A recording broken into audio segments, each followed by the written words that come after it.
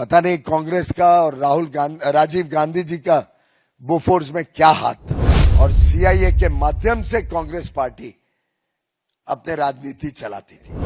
हमने 93,000 पाकिस्तानियों को छोड़ते हुए देखा कांग्रेस को। क्या उन्होंने पाकिस्तान ऑक्युपाइड कश्मीर क्यों नहीं लिया उसके साथ? उन्होंने पंचशील के नाम पर अक्सई चीन दे दिया चाइना को। इससे बड़ा कॉम्प्रोमाइज क्या हो सकता है गांधी परिवार और कांग्रेस का? सिर्फ सोनिया जी और राहुल जी ने देश को कॉम्प्रोमाइज नहीं किया। सुपर पीएम के तरह अपनी राजनीति चलाकर देश को सिर्फ कॉम्प्रोमाइज नहीं किया, राजीव गांधी जी भी देश को कॉम्प्रोमाइज करने में कभी पीछे नहीं हटे।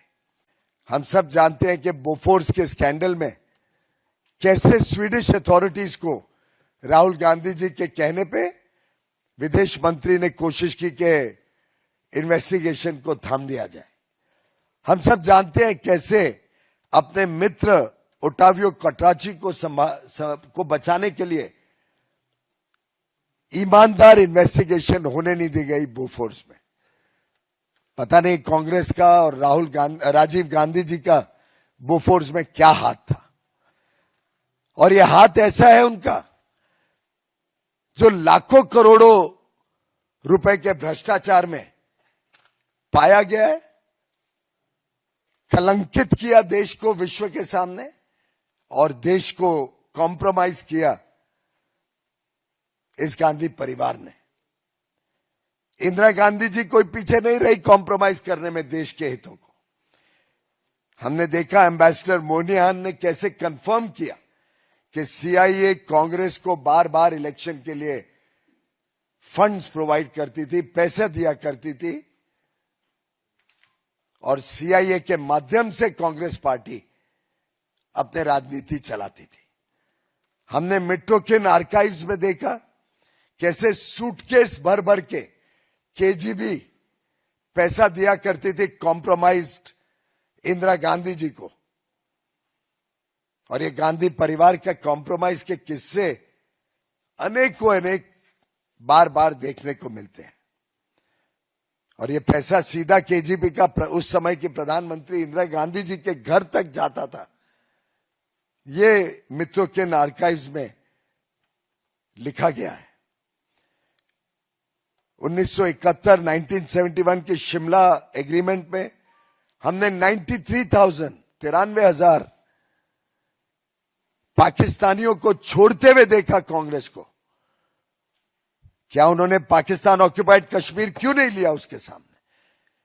कौन सी ताकतें थी जो इंदिरा गांधी जी के पीछे उन पे दबाव डाल रही थी, जिसके तहत शिमला समझौते में देश के साथ कॉम्प्रोमाइज किया गया? इसका जवाब देना होगा कॉम्प्रोमाइज कांग्रेस को।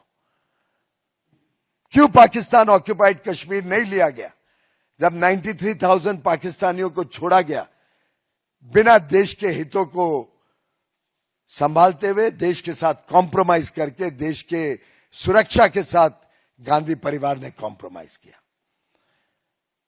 और किससे चलते ही जाते हैं। जवाहरलाल नेहरू जी ने किस प्रकार से बार बार देश के हितों के साथ कॉम्प्रोमाइज किया। उनका सेक्रेटेरिएट तो कहा जाता है एक ओपन बुक था सीआईए और केजीबी के लिए। 1954 में 1954 में उन्होंने देश के तिब्बत के ऊपर सभी हितों को चाइना के समक्ष झुकाकर देश को कॉम्प्रोमाइज कर दिया,